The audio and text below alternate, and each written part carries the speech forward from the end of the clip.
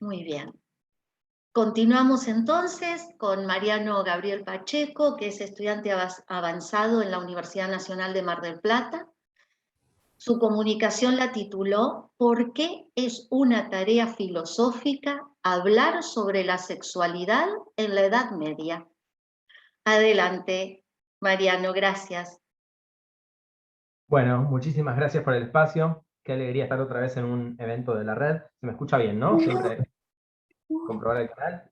Perfecto. Y me gusta también poder encontrarnos en este tipo de evento con esta característica de autorreflexión, de mirar sobre la propia labor, porque me era necesario. Y el texto que voy a leerles ahora tiene mucho de eso, de intentar mirar hacia mi propio itinerario y pensar qué es lo que estoy haciendo y por qué los temas de interés que me han surgido respecto al medioevo pienso en enfocarlos desde la filosofía. Así que sin más, voy a proceder a leer. Vivimos en una época donde constantemente se generan cambios de paradigma sobre la sexualidad humana. Se dan luchas sociales por el reconocimiento de derechos de sectores, se visibilizan voces que estuvieron ocultas, se habla de diversidad y de nuevas libertades. Pero debemos entonces preguntarnos, ¿qué se quiere decir cuando se habla de nuevas libertades y nuevos derechos? ¿Es que todo este abanico de expresiones de género y orientaciones sexuales es algo nuevo en el mundo, un producto de la posmodernidad?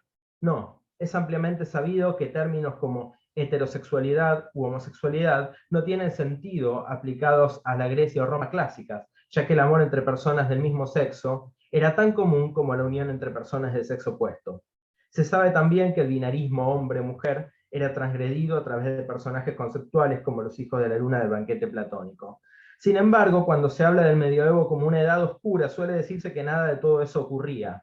Más aún cuando la modernidad buscó justificarse con la noción de progreso, sedimentó un modo de pensamiento histórico en el cual, salvo los destellos de la antigüedad clásica, todo pasado fue oscuro y peor.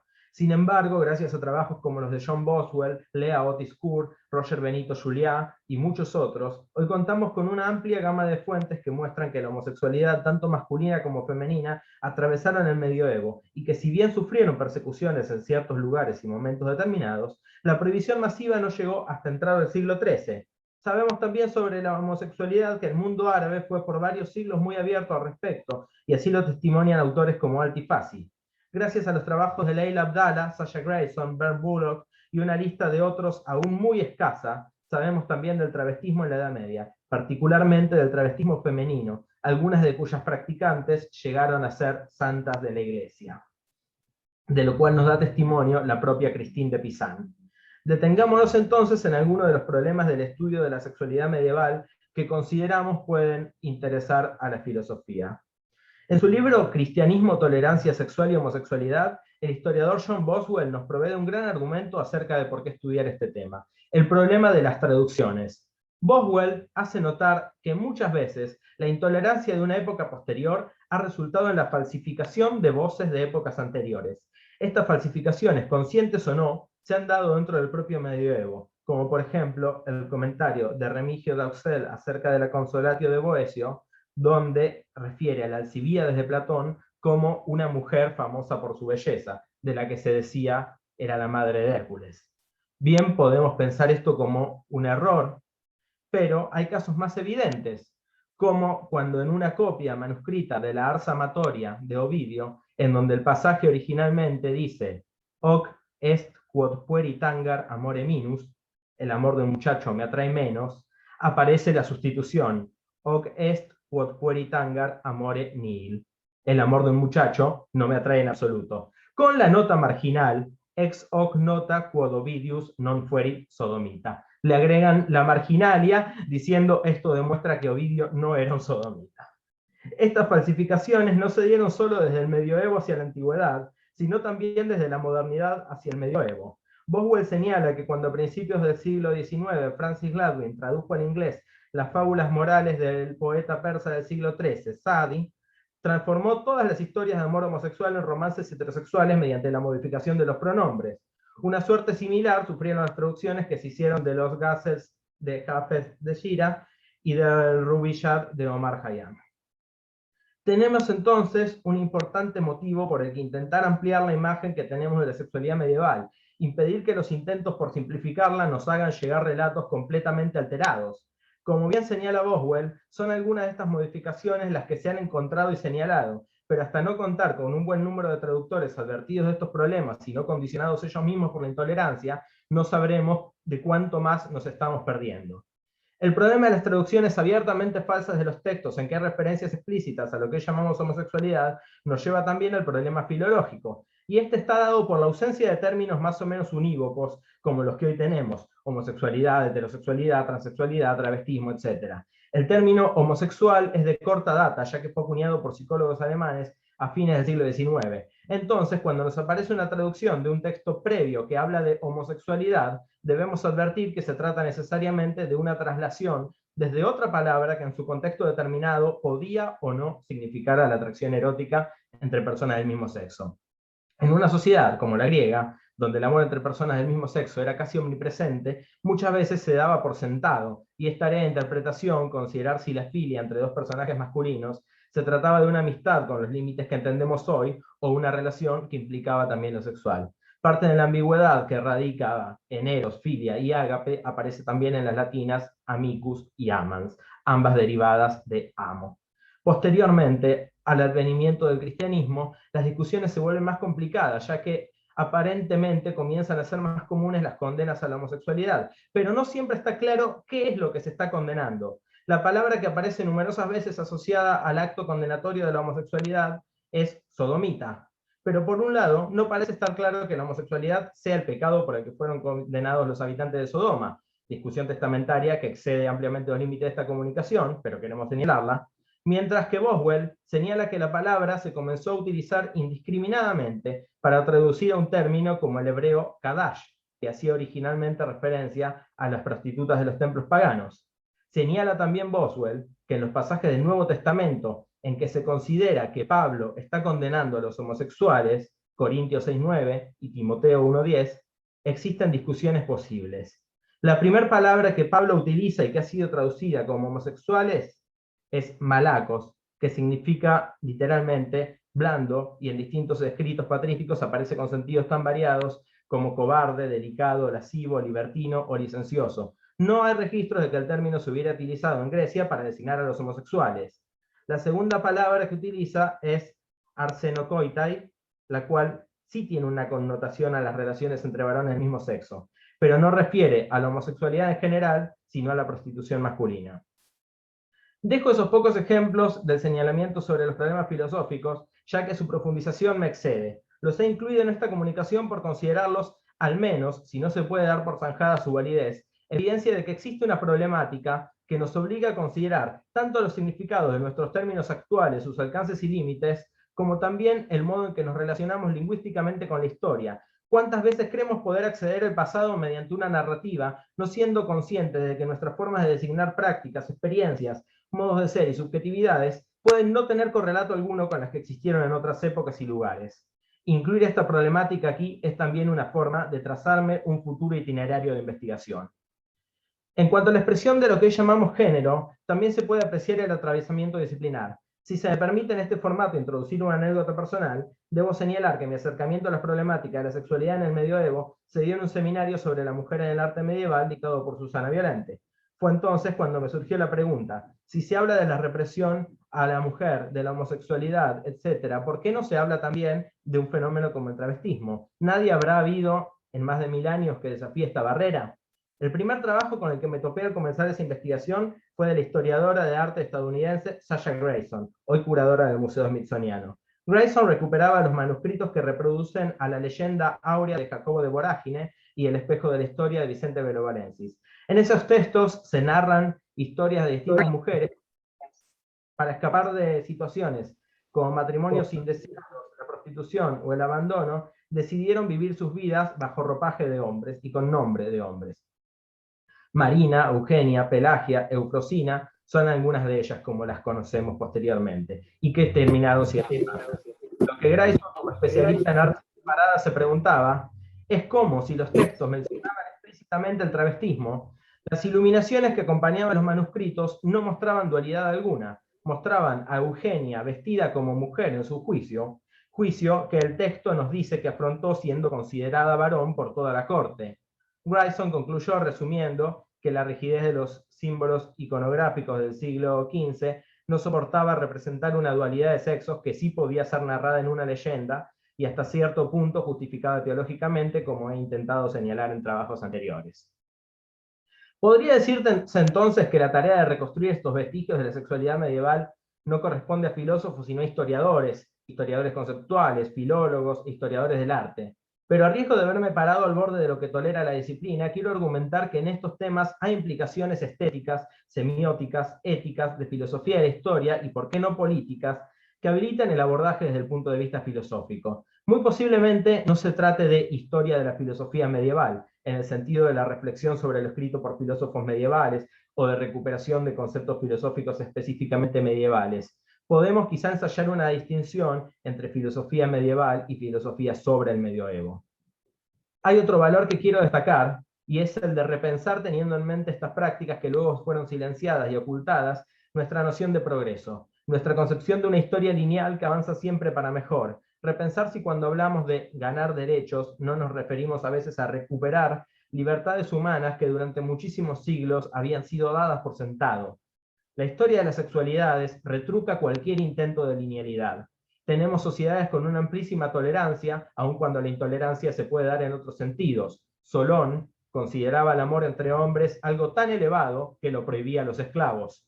Donde luego han aparecido algunas prohibiciones, como ocurrió en los comienzos de la era cristiana, para luego haber resurgires de libertad, como los que vivieron los siglos XI, XII y XIII, para luego el horror de las torturas y la Inquisición.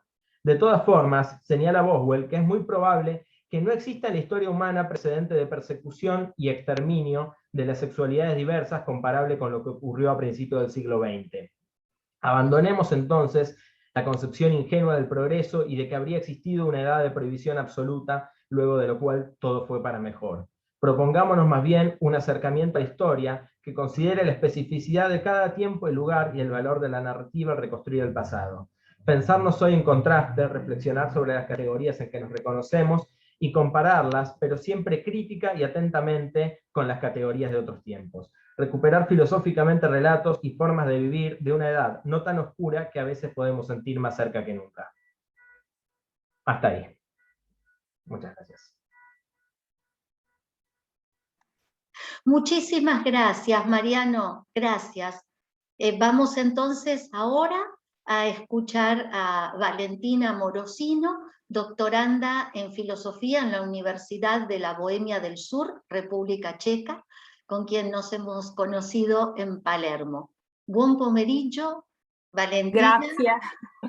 Su comunicación es Bernardo di Chiaravalle, tra silenzio e parola. Te escuchamos. Grazie mille. È un problema se parlo l'italiano molto lentamente.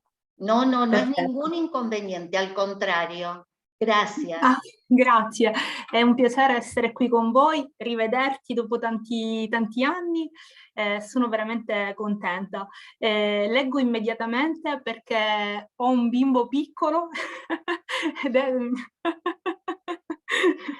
e questo sono già le 6:30 e per lui è un orario un po'... Vi ringrazio. Il mio intervento è Bernardo di Chiaravalle, tra silenzio e parola. In mezzo a tutti i gesti del quotidiano, tra i passi percorsi in direzione di qualcosa o nella stasi snervante dell'attesa di ciò che ci urge ottenere, avviene l'incontro di tutte quelle parole che ad altri o semplicemente a noi stessi siamo soliti rivolgere. Consonanti e vocali si abbracciano, o meglio, per tornare alla matrice greca, si legano fino alla nascita del Logos. Si legge nella Bibbia: Dio creò l'uomo a sua immagine, a immagine di Dio lo creò, maschio e femmina li creò. Dio li benedisse e disse loro: siate fecondi e moltiplicatevi, riempite la terra, soggiogatela e dominate sui pesci del mare e sugli uccelli del cielo, su ogni essere vivente che striscia sulla terra. La capacità umana di pensare, pensarsi, dire e dirsi ci pone da sempre in una condizione privilegiata, nella quale è possibile da una parte esprimere noi stessi, dall'altra accogliere l'altro. L'espressione biblica che esorta la dominazione del creato va pertanto intesa non come barbara egemonia rispetto a ciò che circonda l'uomo, ma come un suo dovere nel prendersi cura di tutto quello che come dono ha ricevuto, e non in modo fortuito, ma nell'utilizzo di tutte le sue capacità e potenzialità, tra le quali certamente emergono il ragionamento, il linguaggio e l'ascolto. Solo ad un primo e distratto sguardo potrebbe sembrare che tra ciò che viene taciuto e ciò che viene detto scorra un profondo abisso. In realtà silenzio e loquacità si cercano e si toccano, si vogliono, sono sempre l'uno in attesa dell'altra, in un gioco di alternanza e sospensione reciproca. Quando pronuncio la parola silenzio lo distruggo, ha scritto la poetessa polacca Wisława Szymborska, lasciando ben intendere che ogni qualvolta il silenzio è nominato, ed aggiungiamo noi anche solo pensato, va in frantumi. E specularmente accade lo stesso con le parole, che nascono dal pensiero e una volta pronunciate esigono di ritornare a questo, urgendo la necessità di un silenzio dentro le quali poter crescere e maturare. Il silenzio potrebbe dire essere l'incubatrice naturale dei ragionamenti che saranno. La congiunzione imprescindibile tra silenzio e parola ha portato l'uomo di fronte al famoso sentimento di Taumatzon, che lo ha prima ammutolito e poi ha donato l'entusiasmo per raccontare la bellezza della scoperta. La nostra epoca, rumorosa, senza silenzi, senza armonie, povera di parole e ricca di voci, mancano gli spazi di meditazione e di raccoglimento. Viviamo dispersi nella dispersione di mille cose inessenziali. Ci vince la stanchezza. Alla fine di un giorno qualunque non ci attrae il silenzio. Decine di appuntamenti al giorno, puntuali a tutti, siamo incapaci di un minuto di silenzioso raccoglimento e arriviamo sempre in ritardo all'appuntamento con noi stessi. Acuto e ci aiuta molto in questo passo Michele Federico Sciacca, il quale in poche righe rimanda immediatamente a una verità che sempre dovrebbe essere davanti agli occhi, ma che invece costantemente sembra essere ignorata. Quando il tempo nel quale si vive è mancante di silenzi, anche le parole si svuotano di significato, spariscono il senso profondo, addirittura lo scopo che hanno. Quando il silenzio viene costantemente respinto, quasi rifiutato, si può toccare con mano la paura umana di ritrovarsi faccia a faccia con l'intimità del proprio pensare, quasi come se si tagliassero le corde vocali della propria anima e si ascoltasse solo il frastuono del mondo che ci circonda, ma del quale non siamo neanche partecipi. Arriviamo in ritardo all'appuntamento con noi stessi, o peggio, non ci arriviamo affatto. C'è un logos dell'anima che accresce se stesso, scriveva Eraclito, che prima e meglio degli uomini di questa società aveva colto il dualismo che lega la ragione alla psiche. Questo contributo tenterà di sottolineare l'importanza che per l'essere umano ha il dialogo, inteso come capacità di relazionarsi e sentirsi nel mondo, di parlare del mondo e di saperlo ascoltare, in un silenzio che non è mai assenza di parole, ma pienezza appagante.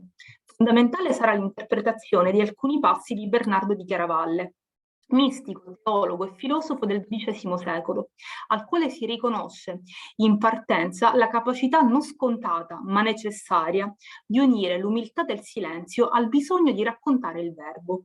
In una delle sue opere più importanti, il De Gradibus Humilitate Superbie, 1125, Bernardo descrive i gradi della superbia, che portano l'essere umano alla corruzione della propria anima. Nell'ordine, pertanto, l'abate di Chiaravalle si esprime circa la curiositas, animi levitas, ineptia letizia, iactantia, singularitas, presumpzione, arrogantia, defensio peccatorum, simulata confessio, rebellione, libertate peccandi, consuetudine peccandi.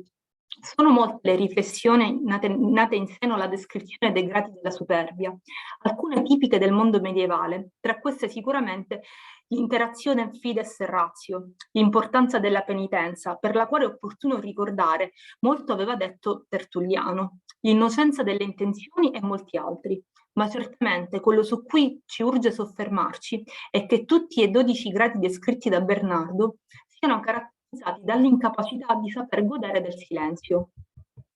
Bernardo insiste molto su questo concetto, convinto del fatto che una sincera vita contemplativa e ascetica potesse essere rivelatrice di una verità profonda, ma soprattutto di una reale unione mistica con Dio. Quello di Bernardo è un invito all'accoglienza, all'abbraccio dell'altro. Non si tratta solo di essere monaci e uomini di fede, ma si tratta soprattutto di vivere una vita secondo il modello cristologico, modello per il quale Bernardo si è sempre battuto, anche con le armi. Basti pensare al ruolo che ha avuto nelle crociate. Pertanto, in un mondo, quello medievale, dove silenzio e parola sembrano stare bene insieme e non cadere in contraddizione, anche concetti come pace e guerra appaiono facce di una medesima medaglia.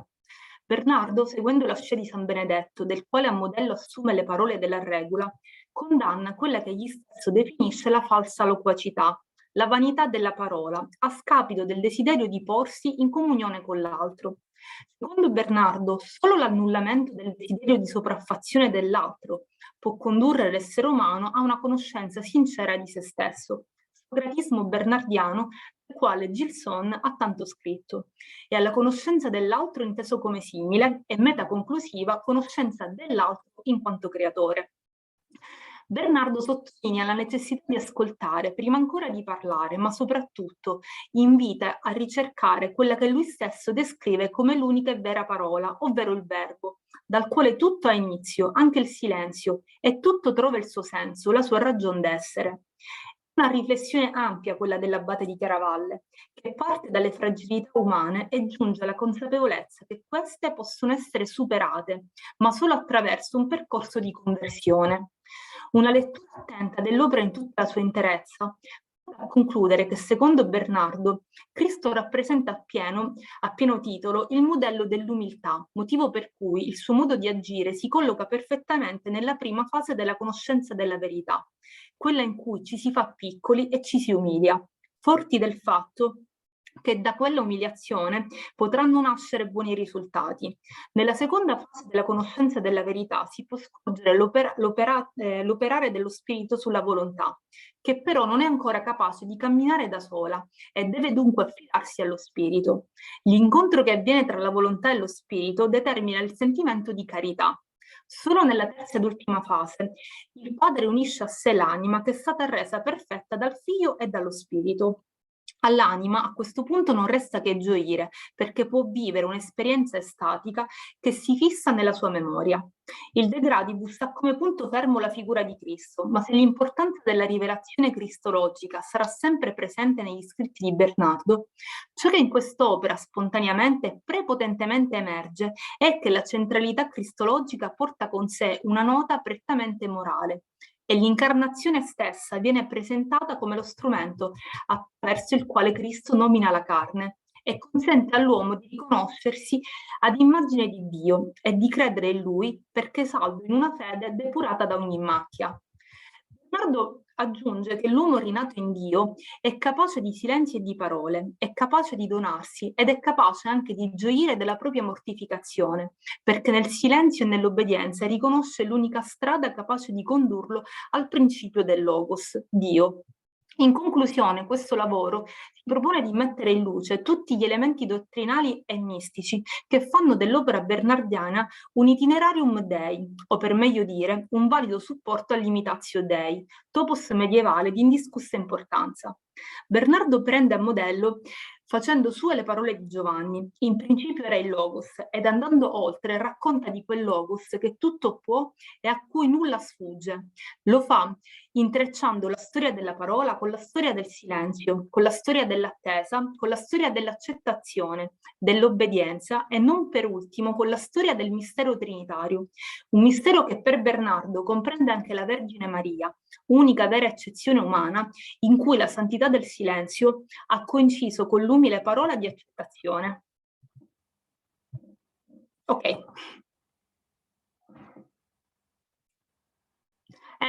Non vi sento. Sì, no. Okay. Grazie mille Valentina. Grazie. Ahora, grazie a voi. Vamos a dar entonces lugar al tercer expositor y ya pasamos al diálogo y a las preguntas. Para que no se nos corte, finalizamos aquí, volvemos a ingresar, tenemos la tercera exposición y las preguntas.